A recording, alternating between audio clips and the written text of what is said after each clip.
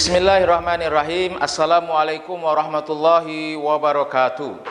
Alhamdulillahi wa kafa, wassalatu wassalamu alal mustafa wa ala alihi wa man wafa.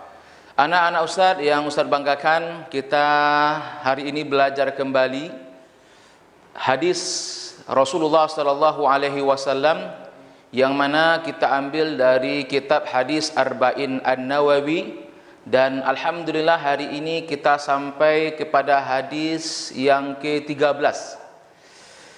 Hadis yang ke-13 ini menceritakan kepada kita tentang pentingnya kita saling mencintai di antara kita sesama muslim. Ustaz akan bacakan hadisnya. Mohon diperhatikan dengan baik.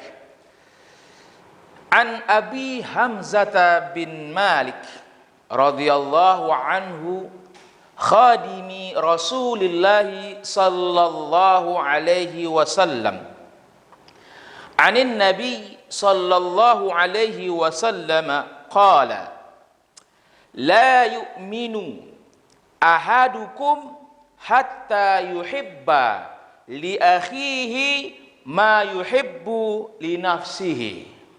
Rawahu al-Bukhari wa Muslim. Perhatikan sekali lagi, Ustaz akan bacakan hadisnya. An Abi Hamzah bin Malik radhiyallahu anhu khadimi Rasulullah sallallahu alaihi wasallam anin Nabi sallallahu alaihi wasallam qala la yu'minu ahadukum hatta yuhibba li akhihi ma yuhibbu li nafsihi. Rawahu Bukhari wa Muslim. Anak-anak Ustadz yang Ustadz banggakan, saya akan artikan hadisnya ini. Dari Abi Hamzah bin Malik, semoga Allah meridainya, khadimi Rasulullah sallallahu alaihi wasallam, khadim pembantunya Rasulullah sallallahu alaihi wasallam. Dari Nabi sallallahu alaihi wasallam, Rasulullah bersabda. Apa kata Rasulullah sallallahu alaihi wasallam? La yu'minu, tidak sempurna iman seseorang muslim, ahadukum, di antara kalian, hatta yuhibba, sampai mereka mencintai, li akhihi, saudaranya, ma yuhibbu li nafsihi, sebagaimana dia mencintai dirinya sendiri. Anak-anak Ustadz yang Ustadz banggakan, ini hadis sangat luar biasa, pendek tapi memiliki makna yang sangat dalam sekali. Rasulullah sallallahu alaihi wasallam, Nabi kita, mengajarkan kepada kita betapa pentingnya kita mencintai sesama kita di antara kaum muslimin, sesama muslim, karena Allah Subhanahu wa taala. Sehingga Rasulullah sallallahu alaihi wasallam mengatakan tidak sempurna iman kita sampai kita mencintai saudara kita sebagaimana kita mencintai diri kita sendiri. Sekarang kita mencintai diri kita. Apa bentuk kita mencintai diri kita? Bentuk kita mencintai diri kita diantaranya adalah kita menjaga diri kita dari sesuatu yang dilarang oleh Allah Subhanahu wa taala yang kita kerjakan. Jadi ketika kita menjaga diri kita dari sesuatu yang dilarang oleh Allah Subhanahu wa taala, berarti kita mencintai diri kita. Seperti itu juga ketika kita bersaudara, ketika kita mencintai seseorang, saudara kita, maka kita juga tidak mau saudara kita melakukan sesuatu yang dilarang oleh Allah Subhanahu wa taala. Anak-anak Ustadz yang Ustadz banggakan, ada beberapa pelajaran penting dari hadis ini. Yang pertama adalah kita kaum muslimin, sesama muslim, harus saling mencintai karena Allah Subhanahu wa taala. Sebagaimana kita mencintai diri kita, seperti itu juga kita mencintai saudara-saudara kita. Maka dalam sebuah hadis yang lain, Rasulullah sallallahu alaihi wasallam mengibaratkan kita orang yang beriman kepada Allah Subhanahu wa taala seperti satu jasad, seperti satu tubuh. Kalau ada di antara anggota tubuh kita yang sakit, maka seluruh tubuh itu juga merasakan sakit. Seperti itulah persaudaraan, seperti itulah kecintaan kita kepada saudara kita yang lain. Sekarang kita melihat saudara-saudara kita misalkan di Palestina, mereka dibombardir misalkan, ya mereka dalam kondisi susah. Kita juga merasakan bagaimana kesusahan saudara-saudara kita yang ada di belahan dunia yang lain. Bagaimana cara bentuk kita mencintai mereka? Minimal kita doakan mereka.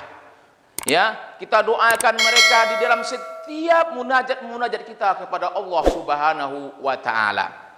Yang kedua, pelajaran yang bisa kita ambil dari hadis ini, anak-anak Ustaz yang Ustaz banggakan adalah kita sebagai seorang muslim dilarang untuk saling dengki atau hasad kepada saudara-saudara kita sesama muslim.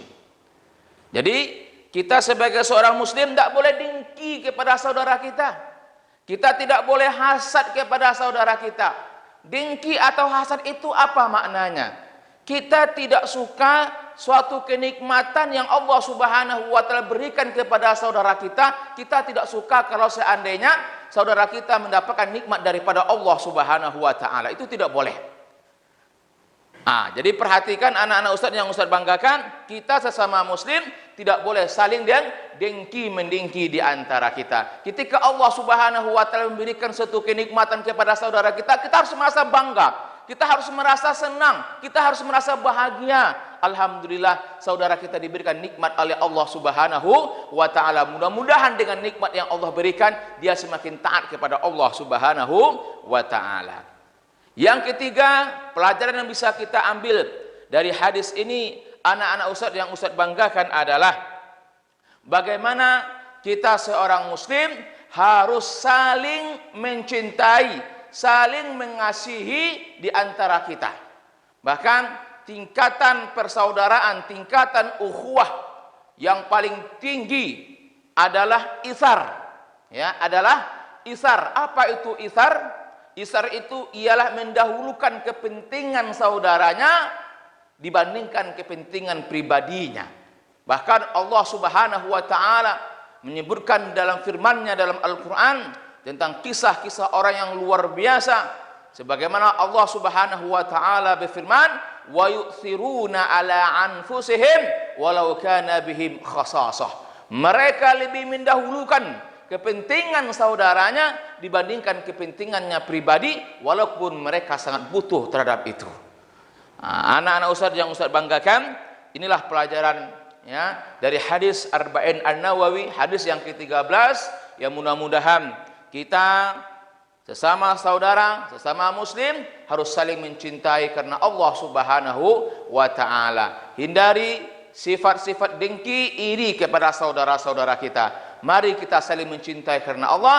Dengan kita saling mencintai karena Allah Subhanahu wa taala, maka rahmat dan berkah Allah Subhanahu wa taala akan turun kepada kita. Bahkan dalam sebuah hadis yang lainnya, Rasulullah sallallahu alaihi wasallam menyebutkan kepada kita, di antara 7 golongan yang akan mendapatkan naungan Allah Subhanahu wa taala pada hari kiamat kelak, yang tidak ada naungan kecuali naungan atau pertolongan dari Allah Subhanahu wa taala. Salah satunya dari antara yang 7 itu adalah mereka saling mencintai karena Allah Subhanahu wa taala. Semoga kita saling mencintai karena Allah dan kita akan dipertemukan insyaallah oleh Allah Subhanahu wa taala di surganya kelak. Amin. Amin ya rabbal alamin. Baik anak-anak Ustaz, sekarang tugas kita adalah yang pertama, hadis ini dicatat, kemudian dibuat terjemahannya, dan yang terakhir apa yang Ustaz sampaikan ini tolong diringkas ya sesuai dengan pemahaman yang kita pahami. Terima kasih atas segala perhatiannya. Assalamualaikum warahmatullahi wabarakatuh.